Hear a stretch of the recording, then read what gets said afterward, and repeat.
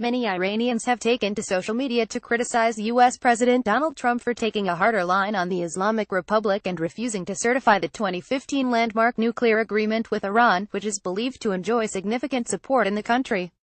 In his comments, Trump called Iran a rogue and fanatical regime and said that the country had failed to live up to the spirit of the nuclear deal, under which Iran agreed to limit its controversial nuclear activities in exchange for sanctions relief. Many Iranians expressed support for the deal and the removal of sanctions by taking to the streets when it was signed in, celebrating Trump's decision to decertify the deal, and his outreach effort was met with anger.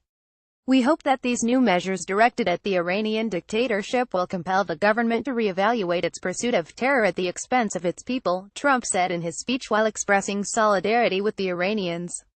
Trump's outreach to Iranian public is a joke. Iranians know well how unreasonable and unfounded his policy to Iran is. They reject Trump, women's rights activist Susan Thomasebi tweeted. Trump's comments were not only against Iran, they were against a diplomatic move to resolve a global issue, said former Iranian lawmaker Jamila Kadivar, who lives outside the country. The nuclear deal had brought us some peace of mind. This Trump's move brings us concern. Why is playing with the future of our children, wrote a woman on Facebook. Trump run blah blah blah, sorry I couldn't derail this deal, dear senators do this for me if you can, tweeted Tehran-based journalist Sadegh Gorbana, who works for hardline news outlets. Some were using hashtags that said never trust USA and Iran keeps promises in their reactions to Trump's speech, in which he announced his new Iran strategy that includes new sanctions against Iran's Islamic Revolutionary Guards Corps IRGC. The irony is that a country that has a record of attacking other countries and launching coups has a terrorist scale in hand, Leila Somani tweeted. While the international community says Iran is abiding by the deal, the U.S. says otherwise. Never trust a bully, Farid Savani tweeted.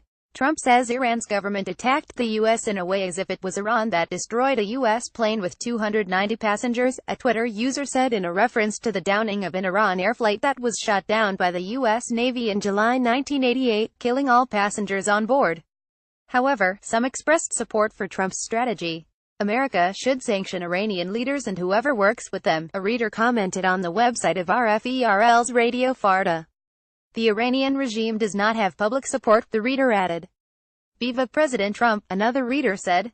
He sanctioned the IRGC, the murderers of hundreds of young Iranians, the number one enemy of freedom in Iran, the reader added.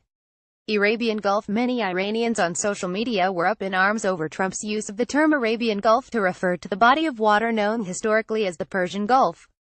Iranians insist that it be referred to as the Persian Gulf, taking Arabian Gulf as an insult.